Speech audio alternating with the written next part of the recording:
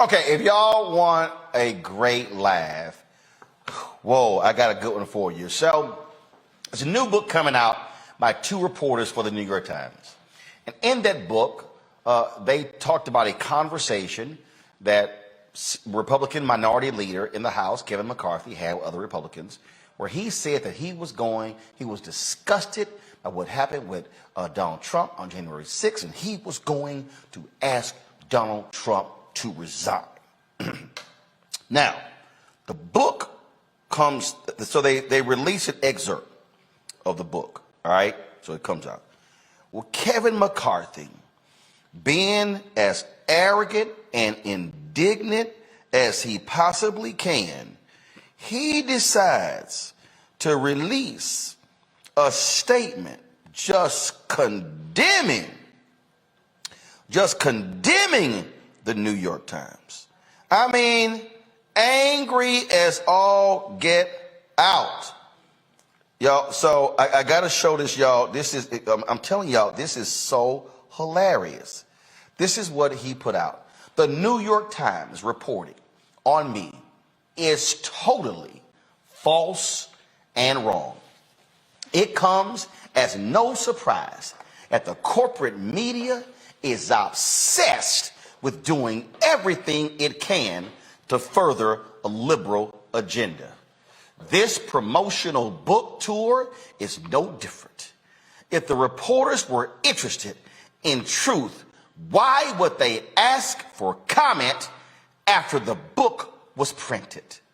The past year and a half have proven that our country was better off when President Trump was in the White House.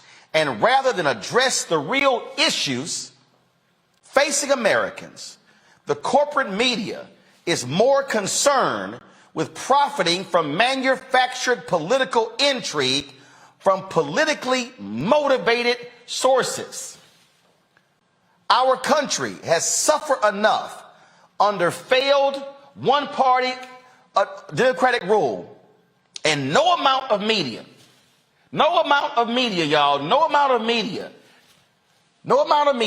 ignorance and bias will stop Americans from delivering a clear message this fall that it is their time for change. Okay, y'all, that's the deal. That's what he said.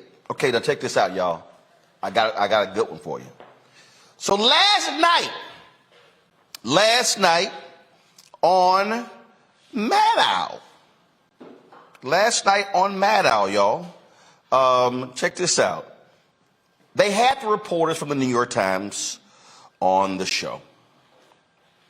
Well,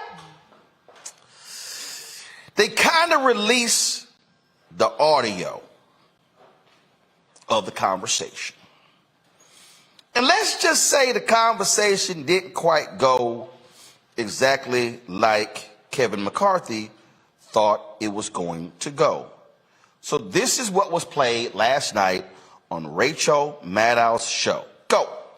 Here it is. Liz, you on the phone? Yeah, I'm here. Thanks, Kevin. I guess first a question. When we were talking about the 25th Amendment resolution, and you asked if what happens if it gets there after he's gone. Is there any chance? Are you hearing that he might resign? Is there any reason to think that might happen? I've had some few discussions. My gut tells me no. I'm seriously thinking of having that conversation with him tonight. I haven't talked to him in a couple days. From what I know of him, I mean, you guys all know him too. Do you think he'd ever back away? But what I think I'm going to do is I'm going to call him. This is what I think. No, it'll pass the House. I think there's a chance it'll pass the Senate even when he's gone. And I think there's a lot of different ramifications for that. Now, I haven't had a discussion with the Dems that if he did resign, would it not happen? Now, this is one personal fear I have. I do not want to get into any conversations about Pence parting, anything like that. I mean, the only discussion I would have with him is that I think this will pass, and it would be my recommendation we should resign. I mean, that would be my take, but I don't think he would take it. But I don't know. Y'all, it gets better. They got more audio, where he says, I don't understand why these social media companies are not banning the accounts of some of these Republicans tweeting crazy stuff.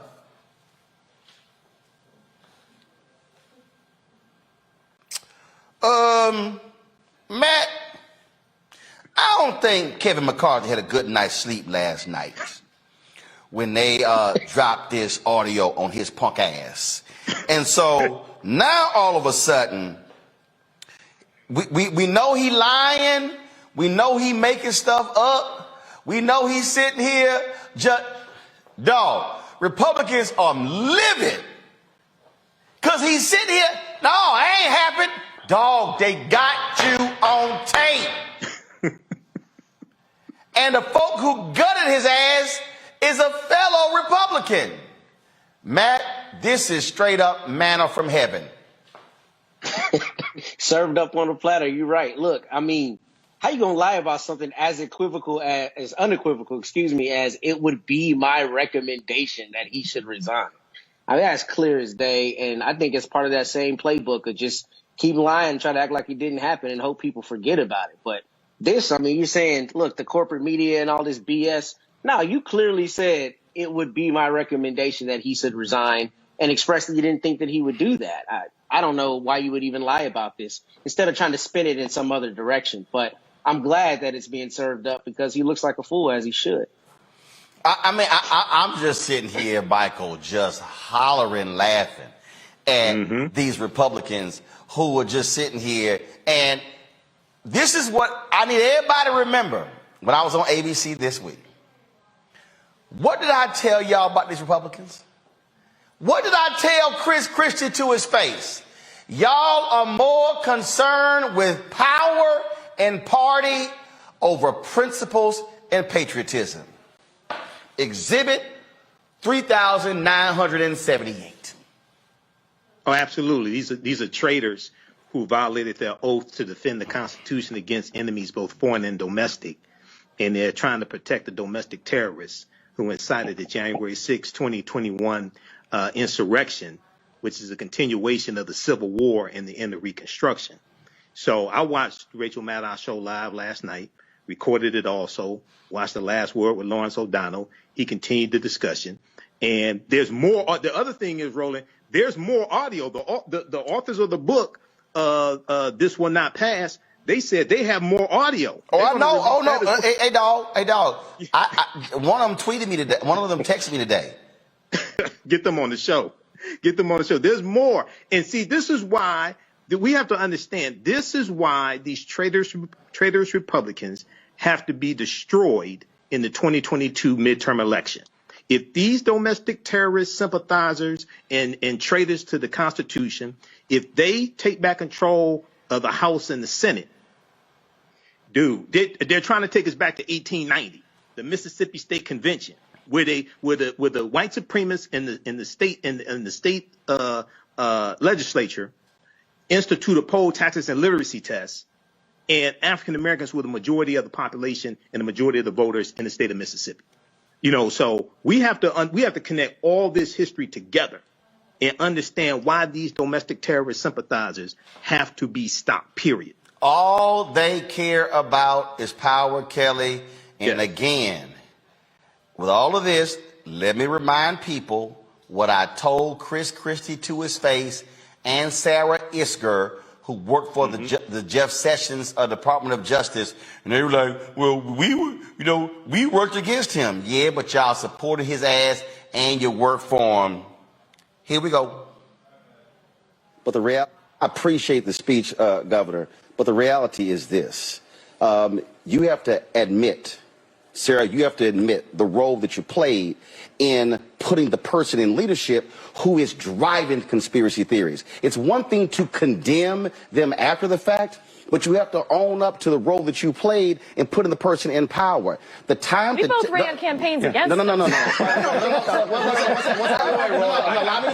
First off, I don't have to admit, First off, I don't have to admit anything to you. Can I finish? First off, I don't have to admit to you. And second, I ran against Donald Trump in 2016. You also coached him for the debate, sir. You ran against, here's the deal, you ran against him. But when a person has principles, morals, and values, they do not support them even if you lose. And what they say is, I choose patriotism and the country over party and power. And the problem was too many Republicans chose power in riding with Donald Trump as opposed to patriotism and America. I'll sleep fine tonight with you judging my morals. Well, guess what? As a voter who has 13 nieces and nephews, what I also want to see in America are Republicans and Democrats who have the guts to stand up to narcissists, to folks who lie, to folks who sit here and lead a country in the wrong direction. And what that man has unleashed on this country, any Republican who stood with him has to own it and accept the role that they played. Yeah, well, that's fine. I'll accept the role that I played in the 2016 election running against him, and I'll accept the role... Let him finish his point now. Let him finish his point. And I'll accept the role that I played in my belief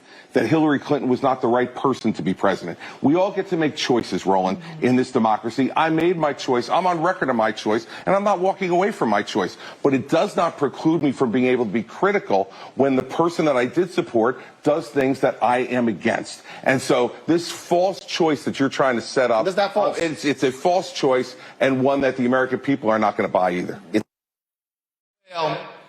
Kelly, they put that punk fool thug in power, and guess what? We're seeing Kevin McCarthy, who gives a speech condemning Trump, but then took his ass down to Mar-a-Lago, sucking up to him with the photo and everything. That's what all these Republicans do. They suck up to Donald Trump. They do not stand up for principle. They stand up for power. And that's exactly how Trump came to be. I mean, what Chris Christie said was valid in that, yes, he did make his choice.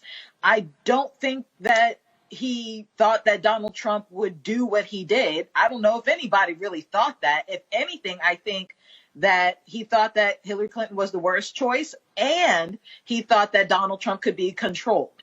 Like somehow once he got into office, all of a sudden he would be presidential and statement-like. I don't know why he thought that, but first of all, he showed his ass before he even got in there. We knew exactly who he was, and black people knew exactly who that thug punk was. And that's my point. It's like when you see somebody do the same thing over and over again, and you don't believe it, that's on you. But I also have to, defer to his own line of thinking, in that he really thought that this man could change for the sake of power, like you said. But that's not what happened. But going back specifically to the call between Liz Cheney and Kevin McCarthy, when I heard the tape the first time, I just cried laughing because, outside of the political bubble, just looking at it objectively, this is a receipt. And the fact that he lied to the, Post, New York Times? He lied to a newspaper about what they reported. No, he lied to America. He put that on his Twitter account. He lied to everybody. He thought he could lie until they hit his punk ass with the tape. Mm-hmm. But what's ironic to me, and I agreed, but what's ironic to me is that for months now, if not over a year, because Liz Cheney is part of the January 6th committee, Liz Cheney has been telling us that these Republicans were anti-Trump for the longest time. So the fact that we actually have something on tape proving her point, and then what's further, he is the one who's saying it to Liz Cheney, who is on record on the news, in papers, and God knows what other kind of media, saying, hey, they're saying one thing on the outset, but to me, they're saying something completely different, and everybody just kind of brushed her off, whether it's because she's a woman or because she, is the daughter of another politician, whatever. Mm-hmm. They just kind of brushed off that sentiment that she has. She was firm in it. She was like, hey, I'm not the only one who thinks like this. I'm just the only one who's saying it out loud. Hey, Bob. And Kevin McCarthy is proof that she is not the only one who thought like that, but she is the only one who thought it out loud. And then for him to double down and lie on it with this receipt, I mean, like you said, manna from heaven. Well, bottom line is this here. We know doggone well they some damn liars, and now they getting busted. All right, y'all. All right, folks, back to that Roland Martin Unfiltered video in just one moment.